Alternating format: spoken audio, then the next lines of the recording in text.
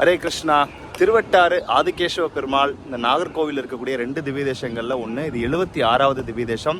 இந்த கோவில் எந்த இடத்துல இருக்குது, இதோடைய சிறப்பம்சம் என்ன, இந்த கோவிலுடைய வரலாறு, இந்த கோவிலுக்கு எப்படி வரணும், டைமிங்ஸ் எல்லாமே ப்ரீஃபாக நான் சொல்கிறேன். அதுவும் இல்லாமல் கோவில் முழுமையாக நம்ம சுற்றியும் பார்க்கலாம். ரொம்ப அற்புதமான 22 அடி நீள பெருமாள். இது ரொம்ப ரொம்ப பழமையான கோவில்னு சொல்லப்படுது. வாங்க முழுமையாக இந்த காணொலியில் இந்த கோவிலில் என்னென்ன சிறப்பு இருக்குன்னு பார்க்கலாம். மிஸ் பண்ணாமல் நம்ம பார்க்க வேண்டிய ஒரு அற்புதமான கோவில் நம்ம வாழ்க்கையில். வாங்க போகலாம்.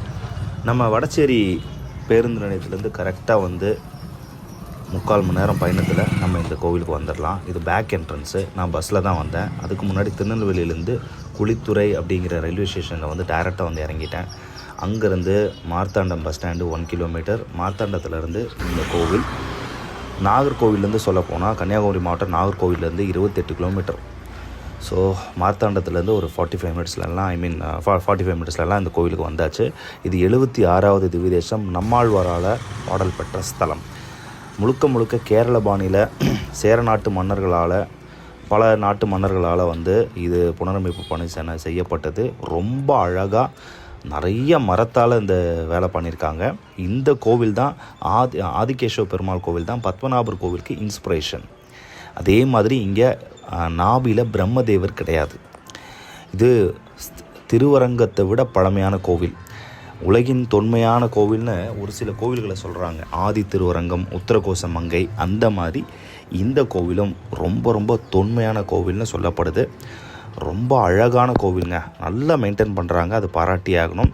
நல்லா இருக்குது. இங்கே உள்ள குருவாயூர் கிருஷ்ணர் மாதிரி கிருஷ்ணர் இருக்கார், லக்ஷ்மி நரசிம்மர் இருக்கார், தாயார் இருக்காங்க, பெருமாள் இருக்காங்க. யாராக இருந்தாலும் அந்த க்யூவில் நாங்கள் ஒரு 10-15 மினிட்ஸாக நின்னோம்.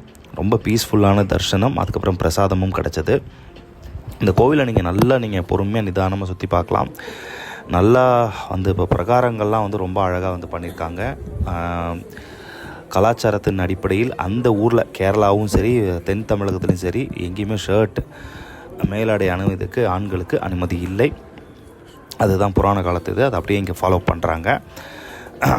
அதே மாதிரி இந்த கோவிலில் என்ன மூலவருடைய உண்மையான வரலாறு, கேசன் அப்படின்னு 2 அசுரர்கள் பிரம்மதேவர்கிட்டருந்து வர்றாங்க. இறுதியில் அவங்களால பெரிய ஒரு தொந்தரவு ஏற்படுது.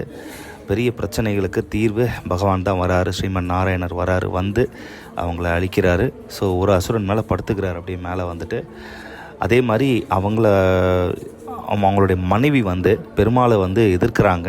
நதி ரூபத்தில் வர்றாங்க. பரளியாறு கோதையாறுன்னு சொல்லிட்டு அவங்க கங்கை தாமிரபரணிட்டு வரம் வாங்கிட்டு கொல்றதுக்காக வர்றாங்க. ஆனால் பகவான் எப்படி என்ன கொல்ல முடியும்?